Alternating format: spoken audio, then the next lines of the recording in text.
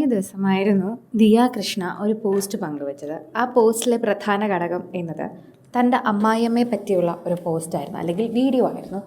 ആ വീഡിയോ കാരണം ഇപ്പോൾ ദിയ കൃഷ്ണയ്ക്ക് ലക്ഷങ്ങളോളം തന്നെ നഷ്ടം വന്നു എന്നാണ് പല മാധ്യമങ്ങളും റിപ്പോർട്ട് ചെയ്യുന്നത്. സബ്സ്ക്രൈബേഴ്സ് ഒറ്റയടിക്ക് കുറയുമ്പോൾ തന്നെ ഈ മാസത്തെ വരുമാനം ദിയ കൃഷ്ണയ്ക്ക് നഷ്ടമാകും എന്നാണ് പറയുന്നത്. ആ ഒരൊറ്റ വീഡിയോ അശ്വിൻ്റെ അമ്മയെ എനിക്ക് അമ്മ എന്ന് വിളിക്കാൻ ആകില്ല എന്നും, എനിക്ക് ഒരു അമ്മയും അച്ഛനേ ഉള്ളൂ എന്നും, അതുകൊണ്ട് തന്നെ ലോകത്തിൽ ഇനി മറ്റൊരാളെയും ഞാൻ അമ്മ അച്ഛനെന്ന് വിളിക്കില്ല എന്നും ദിയ പറഞ്ഞൊരു വീഡിയോ അതാണ് ഇപ്പോൾ വിമർശനത്തിന് വഴിയൊരുക്കുന്നത്. സോഷ്യൽ മീഡിയയിൽ തന്നെ എല്ലാവരും ഏറ്റെടുക്കുന്ന ഒരു വാർത്തയായി ഇത് മാറാനുള്ള കാരണവും ഇതുതന്നെയാണ് എന്ന് പറയാം. പ്രേക്ഷകരെല്ലാവരും ഇപ്പോൾ ദിയയുടെ സബ്സ്ക്രൈബേഴ്സിൻ്റെ എണ്ണം തന്നെയാണ് നോക്കുന്നത്. കുറവ് സംഭവിച്ചിട്ടുണ്ട് എന്ന് പ്രേക്ഷകർക്ക് മനസ്സിലാകുന്നു. ഇതിലൂടെ തന്നെ ആ വീഡിയോ ഇപ്പോൾ എല്ലാവരെയും ബാധിച്ചിരിക്കുകയാണ് എന്ന് മനസ്സിലാകുന്നുണ്ട്. ഭർത്താവിൻ്റെ അമ്മയെ അമ്മ എന്ന് വിളിക്കാത്ത ഒരുപാട് പേരുണ്ട്. അതൊക്കെ നോർമലൈസ് ചെയ്യേണ്ട കാലം കഴിഞ്ഞു.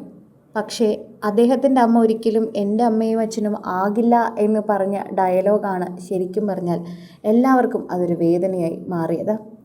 സുഹൃത്തുക്കളുടെ അച്ഛനെയും അമ്മയും പോലും അച്ഛ അമ്മ എന്ന് വിളിക്കുന്ന ഒരു കാലത്തിലൂടെയാണ് കടന്നു പോകുന്നത്. അങ്ങനെയൊക്കെ വിളിക്കുന്ന ഒരാൾക്ക് ശരിക്കും പറഞ്ഞു കഴിഞ്ഞാൽ ഇത് കേൾക്കുമ്പോൾ വളരെയധികം വിഷമം തോന്നും.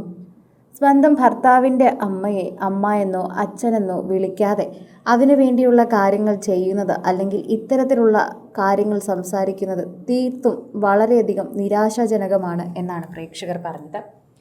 ഒരു സോഷ്യൽ മീഡിയ ഇൻഫ്ലുവൻസർ എന്ന രീതിയിൽ തൻ്റെ പ്രസവത്തിന് ശേഷവും കുടുംബത്തെക്കുറിച്ച് പറയുന്ന ഓരോ കാര്യവും, അതുപോലെ ഇടയ്ക്ക് സ്ഥാപനത്തിൽ ആളുകളെ വിശ്വസിച്ചതിൻ്റെ പേരിൽ ദിയ നേരിടേണ്ടി വന്ന ഒരു കാര്യം കൂടിയായപ്പോൾ എല്ലാവരും ഏറ്റെടുത്തൊരു താരമായിരുന്നു. അന്ന് ദിയയ്ക്കൊരു പ്രശ്നം വന്നപ്പോൾ ദിയയുടെ സ്റ്റാഫുകളെ വാക്കുപോലും ഒരിക്കലും പ്രേക്ഷകർ വിശ്വസിച്ചിരുന്നില്ല. അവരെല്ലാം പറയുന്നത് കള്ളമാണ് എന്ന് ഒറ്റയടിക്ക് പ്രേക്ഷകർ പറഞ്ഞു.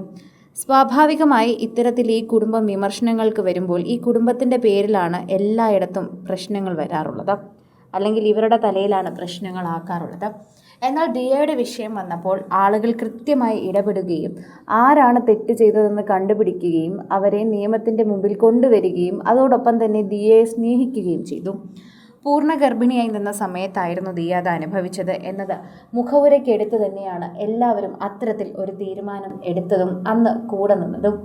അതുകൊണ്ട് തന്നെ ദിയയോടൊപ്പം തന്നെ അന്ന് പ്രേക്ഷകർ നിൽക്കുകയും ചെയ്തു എന്നത് എല്ലാവർക്കും മറക്കാനാകാത്ത ഒന്ന് തന്നെയാണ്. അന്നു മുതലാണ് കൂടുതൽ പ്രേക്ഷകരും ദിയയുടെ ആരാധകരായി മാറിയത്. അവർ തന്നെ ആയിരിക്കണം ഒരുപക്ഷെ ഇപ്പോൾ ദിയയെ അൺസബ്സ്ക്രൈബ് ചെയ്തും അൺഫോളോ ചെയ്തും പോയതെന്ന് മനസ്സിലാകുന്നു. ഇതോടെ ലക്ഷക്കണക്കിന് രൂപയാണ് ഒരാൾക്ക് നഷ്ടമാവുക എന്നതാണ് മനസ്സിലാക്കാൻ പറ്റുന്ന ഒരു പ്രധാനപ്പെട്ട വിഷയം. കൂടുതൽ സിനിമ, സീരിയൽ, ചാനൽ വാർത്തകൾക്കും നിങ്ങളുടെ പ്രിയപ്പെട്ട താരങ്ങളുടെ എക്സ്ക്ലൂസീവ് അഭിമുഖങ്ങൾക്കുമായി സബ്സ്ക്രൈബ് ചെയ്യാൻ മറക്കല്ലേ.